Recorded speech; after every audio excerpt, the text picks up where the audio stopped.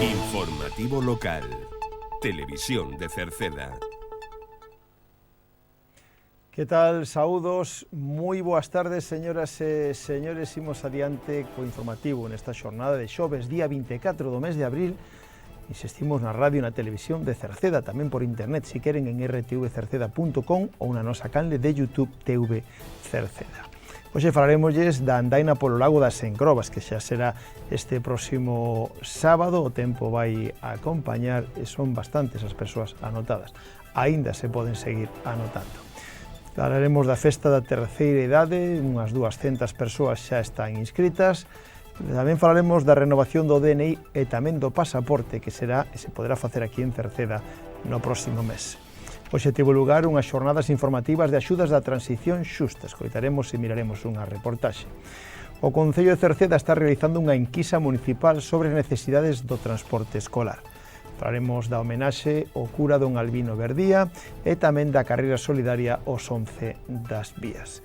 Lembramos que aínda hai unha exposición sobre o ferrocarril en Cerceda, do curso gratuito de competencias digitais que organiza a Xunta e que se poden sumar, e da ITV de turismos. Tamén, como xoves que é, xa sabemos os partidos da fin de semana dos nosos equipos que imos a repasar, e por último, en canto tempo as previsións para mañán son de novo de unha situación casi que anticiclónica, con alternancia de nubes e claros.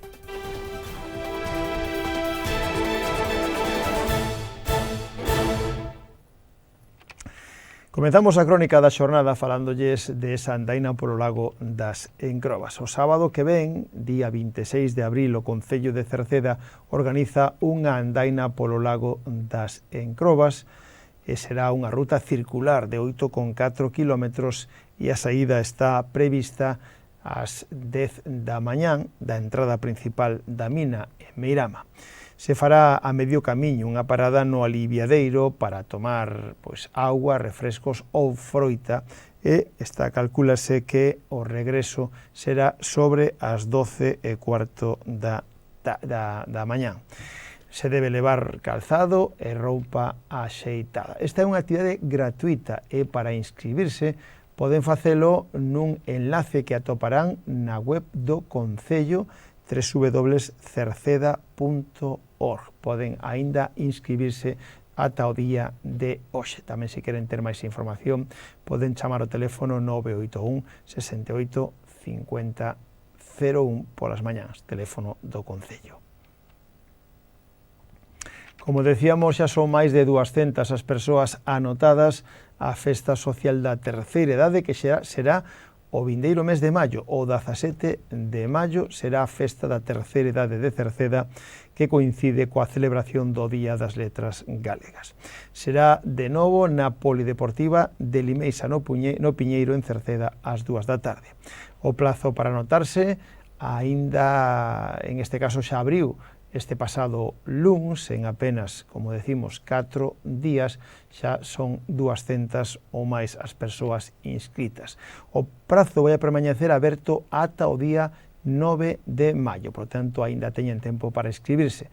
As inscripcións poden facelas por teléfono, marcando 981 68 60 68 polas mañáns, ou presencialmente na terceira planta do Concello. E a festa social da terceira idade, que vai a ser o sábado 17 de maio no pabillón de Limeisa.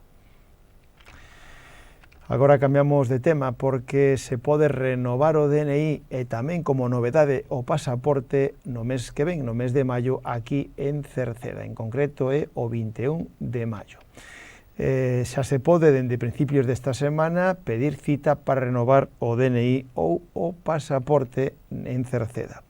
Vai a ser o mércores 21 de maio, cando se faga o trámite definitivo no Auditorio Municipal, donde virá unha unidade móvil da Policía Nacional. Previamente teñen que pedir cita nas oficinas xerais do Concello de Cerceda, na planta baixa. Dende a Policía Local tamén nos informan que para renovar o DNI é preciso telo caducado ou que lle falten menos de 90 días para caducar. Hai que levar fotos recientes e a taxa para o DNI é de 12 euros. Para o pasaporte hai que ter DNI sin caducar, fotos recientes e a taxa para o pasaporte xa é de 30 euros. Decir tamén que os menores de idade deben ir acompañados dos seus dous proxenitores ou titores legais. Onte pola mañán tivo lugar unha xornada para coñecer as axudas da transición xusta. Foi hoxe xoves, día 24, a partir das 10 da mañán tivo lugar no Bebeiro de Empresas de Cerceda, no Acevedo, unha xornada informativa sobre a transición xusta. Nesta xornada presentáronse os detalles das diferentes axudas empresariais e requisitos e procedementos co fin de facilitar o acceso a estes recursos e tamén resolver posibles dúbidas.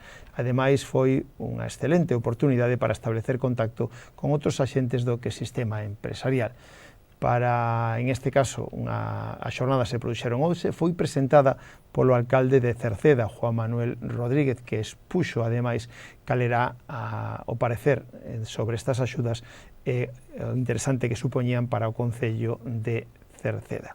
Tamén falou, en este caso, a María Teresa do Río, que é xerente da empresa Crismaval Cartón, que está ali tamén no polígono, e tamén tomou a palabra Nuria Álvarez, que é axente para as zonas de transición xusta en Galicia. Imos a mirar, escoitar unha reportaxe. Nosotros pedimos la subvención en su momento, en la anterior convocatoria, para la compra de una nave aquí en el polígono, pues bueno, para ampliar un poco el proceso productivo. Implementamos con las máquinas para la fabricación de bandejas de panadería y pastelería. Y bueno, la verdad es que yo quiero animaros a todos a que, si tenéis un proyecto claro, pues que pues pidáis este tipo de subvenciones, porque la verdad es que es una ayuda importante pues para poder pues continuar con la actividad o implementar esa actividad productiva. Entonces, pues bueno, simplemente eso, agradecer y que no tengáis miedo, porque Nuria, en este caso, tiene una labor muy importante, porque siempre nosotros lo que sabemos es trabajar. Y en este tipo de papeleos y cosas de esas, pues estamos un poco perdidos. Y ahí sí que Nuria juega un papel fundamental, porque cualquier duda, cualquier problema que surja, pues siempre tenemos un acceso directo a ella, que nos soluciona un poco pues cualquier tipo de duda que tengamos. Entonces, bueno, animaros a que bueno, si tenéis algún proyecto concreto, pues a que preguntéis, a que solucionéis vuestras dudas y a que os animéis a solicitarlo, porque es un impulso muy grande pues para una empresa, evidentemente. Deciros eso, que nosotros cuando empezamos éramos una empresa familiar y que, bueno, gracias a ayudas como estas, pues podemos siempre ir un pouco máis hacia adelante. Eu simplemente vou facer unha reflexión moi básica, moi esquemática da transición xusta.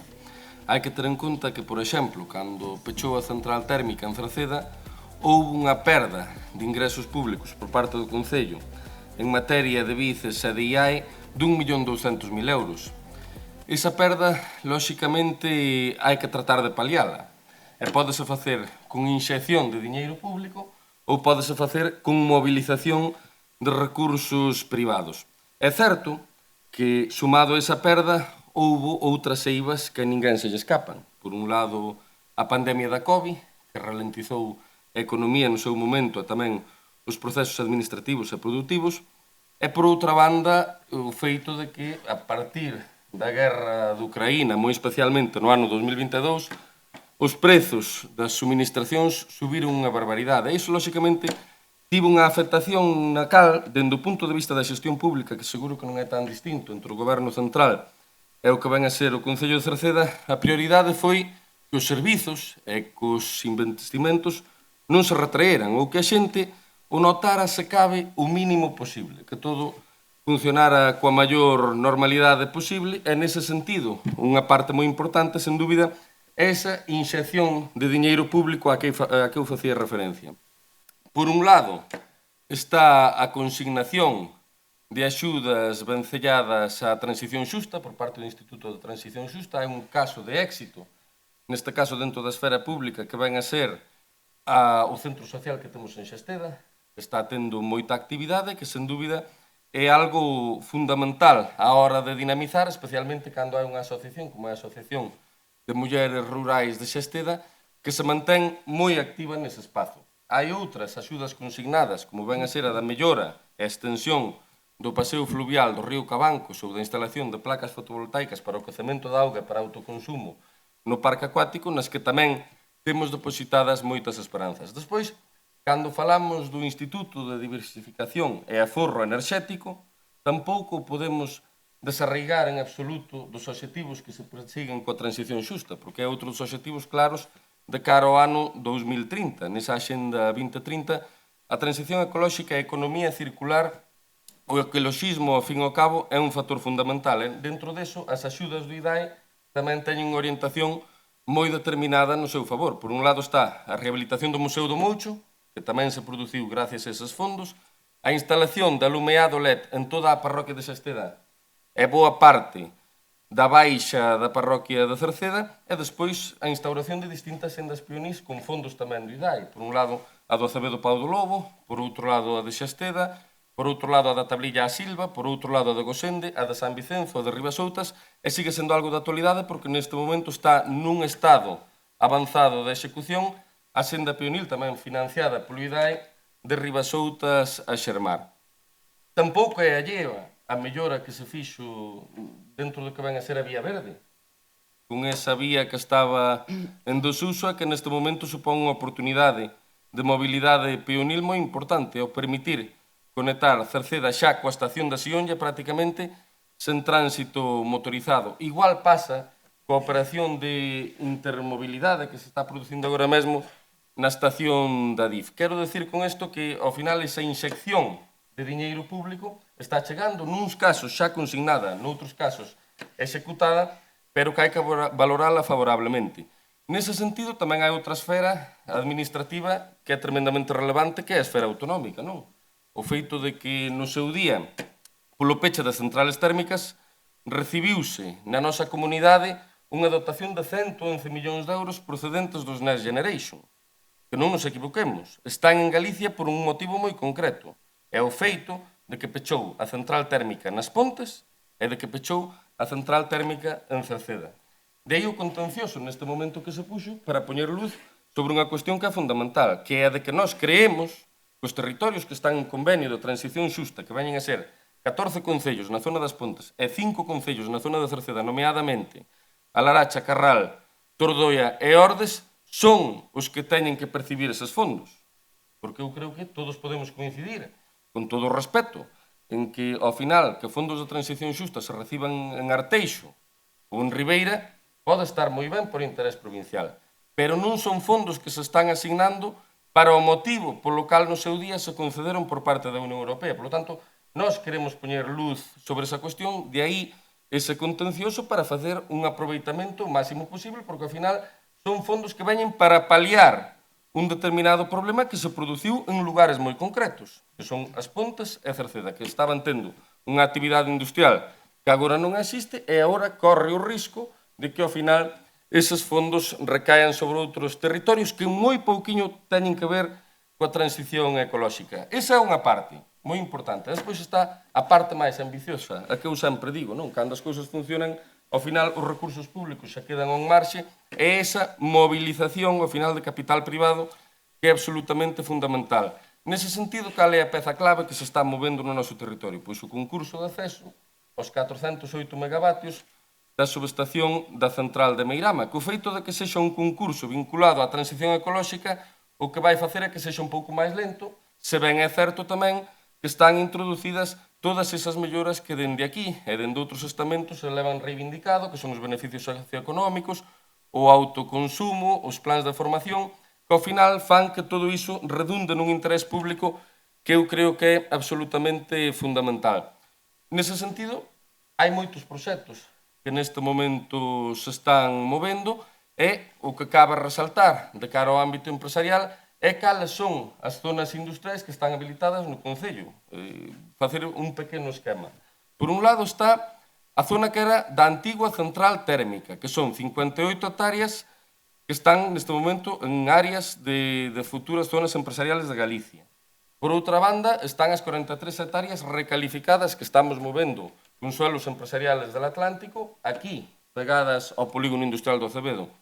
E por outra, están as 70 hectáreas do propio polígono industrial do Acevedo, algo máis de 70 hectáreas, nas cales ainda se está ampliando a actividade empresarial. Temos dous exemplos este ano, a priori, de aumento da actividade de dúas empresas que están ubicadas aquí no polígono industrial, que non hai que escondelo, que por un lado é Monmega, Ponte Callobre, e por outro lado é Malasa. A marxe diso, 10 hectáreas novas na zona da Areosa e tamén ese pía de Sogama, que conforman un pouco todo ese conglomerado industrial no noso concello. De todos modos, hai que poñer de relevancia unha figura que se puxo este ano en vigor na Lei de Acompañamentos do Orzamento da Xunta do ano 25, a partir da cal, con un mínimo de investimentos e a partir da cal, con un mínimo de empregos, se pode autorizar calquera tipo de proxecto sempre que se acredite ese interés público que se vertebra, xa digo, principalmente nos investimentos e tamén no emprego. Faise, obviamente, tendo en conta eses factores, que lóxicamente despois terán que pasar por unha valoración obxectiva, pero que é unha ferramenta, ao final, que tamén pode ser útil á hora de ubicar determinados proxectos que teñen unha ocupación territorial baixo o noso punto de vista moi relevante. Polo demais, eu xa digo, o meu papel nesto é secundario, simplemente viña cara aquí e decía, pois habrá que dar unha mínima pincelada de todo o que se está cocendo con respecto a este eido e tamén poñer en valor a proximidade que nos está ofrecendo o Instituto de Transición Xusta, non? A oportunidade de que se lle expliquen ás empresas e aos autónomos as distintas liñas de axuda que se van a ofrecer, porque estar a carón da xente é absolutamente fundamental. Quero dicir, poñerlle cara, ollos, boca, nariz aos problemas é algo trascendente máis no mundo dos nosos días, por iso nese sentido, poñer en valor todas as cuestións e, desde logo, aproveitalo. Eu sempre digo, cando se pon, por exemplo, en marcha unha axuda por parte do Concello, unha determinada subvención para un eido determinado, que o difícil é que a consignemos, pero unha vez que a consignamos, o noso principal objetivo é que se outorgue.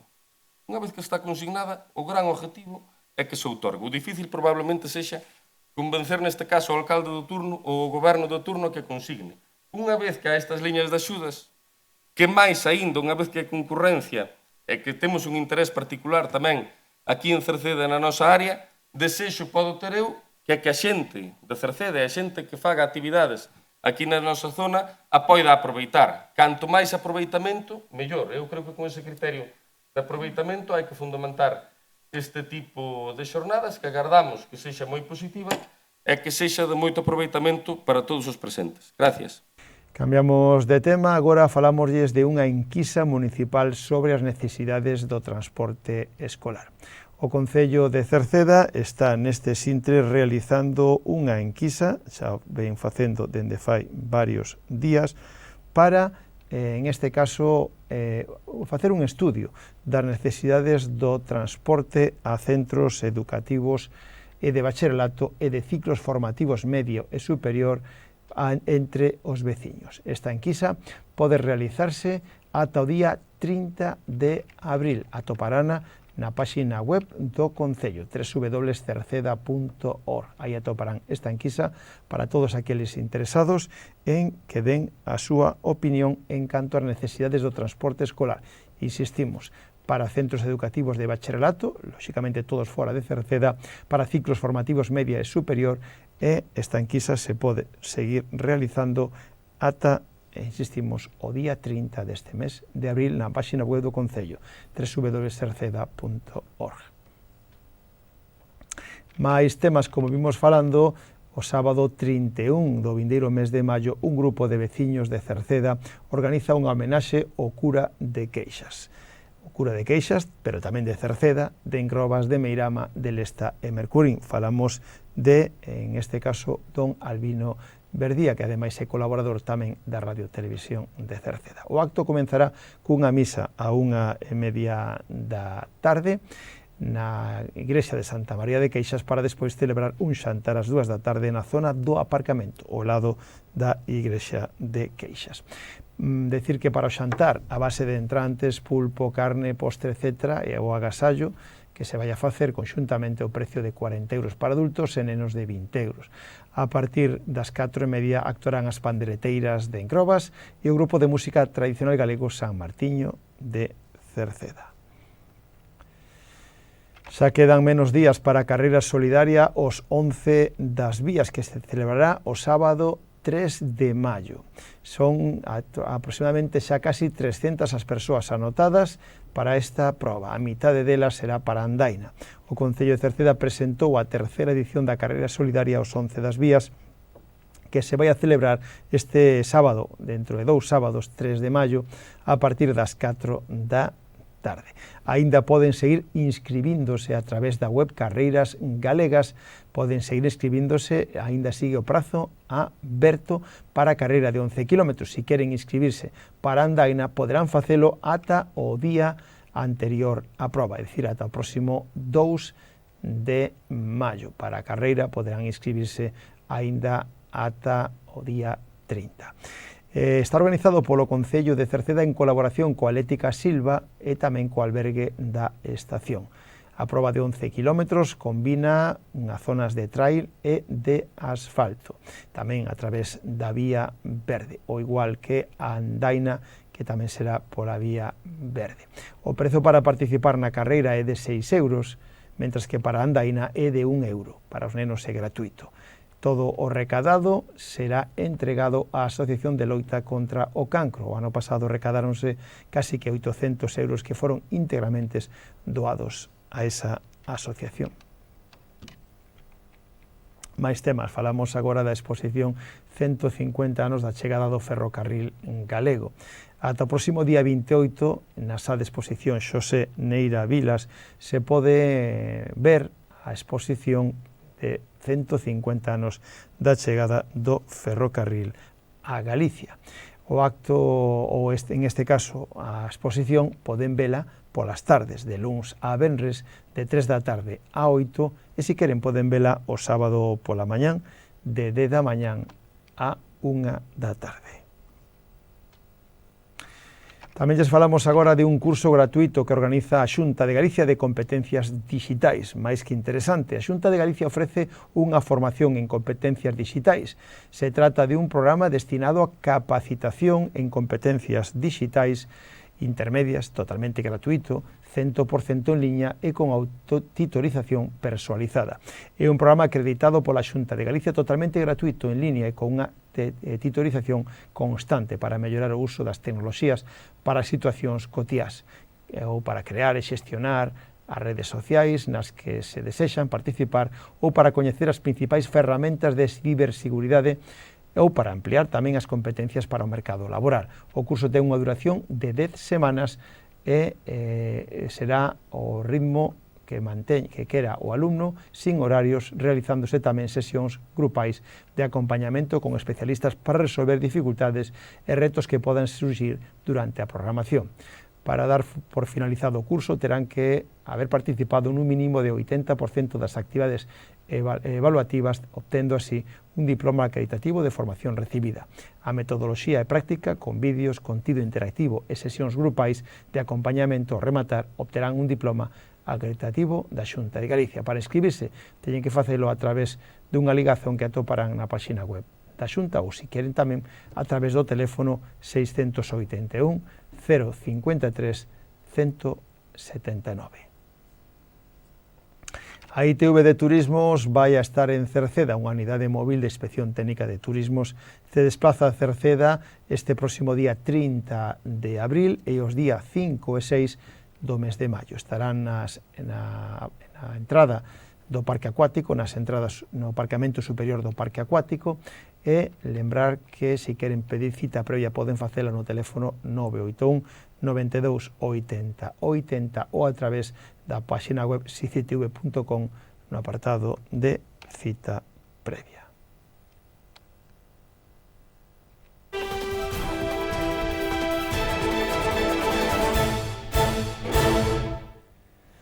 Xa nos imos cos deportes, estamos a xoves, sabemos que o calendario deportivo dos nosos equipos cando xa están a piques de rematar algunhas competicións, outras xa remataron, e comenzamos pola segunda Galicia de fútbol, onde temos aí o Queixas loitando polo ascenso, casi o ten feito, aínda que non matemáticamente esta fin de semana podería telo xa matemáticamente. O Queixas xoga en Sada Queixas, o partido o domingo pola mañán, ás 12:30 no campo das Mariñas.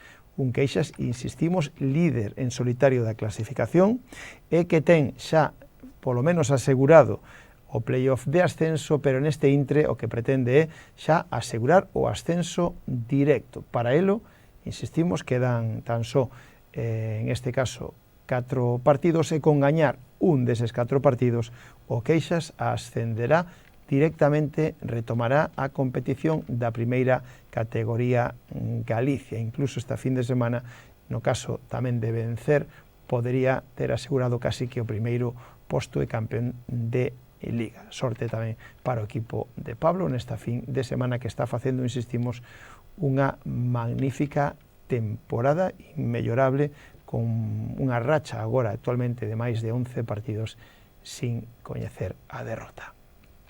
En a terceira categoría Galicia, o Atlético Cercedense recibe na casa o Abellá.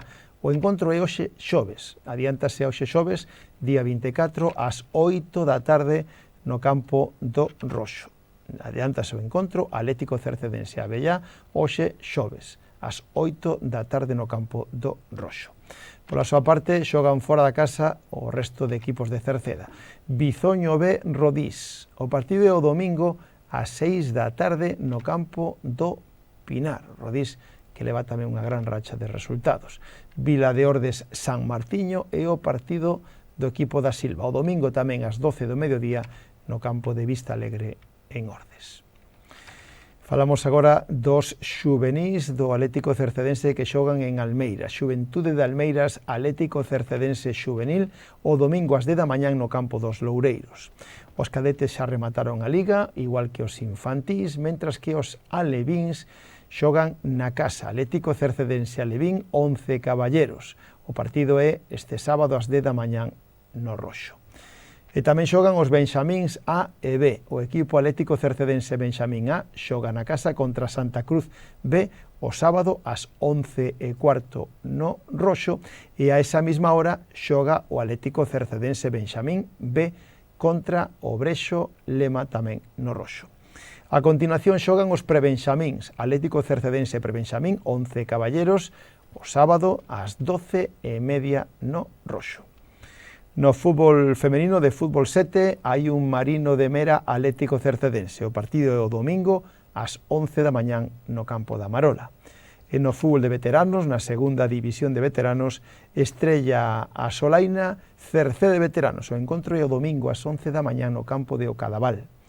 En na segunda B de veteranos, San Martiño Marino de Mera o domingo ás 11:30 da mañán no campo da Revolta en Queixas e Rodís de veteranos nos Coruña o domingo ás 11 da mañán no campo das Tinajas.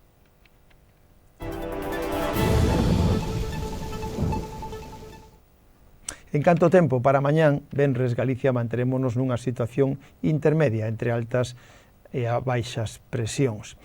Decir que pode aumentar algo a inestabilidade por mor da entrada de aire frío. Con esta situación, mañán, por lo tanto, agardamos ceus parcialmente cubertos, con, en este caso, temperaturas mínimas que non terán cambios significativos, mentras que as máximas van de novo a descender. Os ventos soprarán de noroeste, frouxos con intervalos de moderados.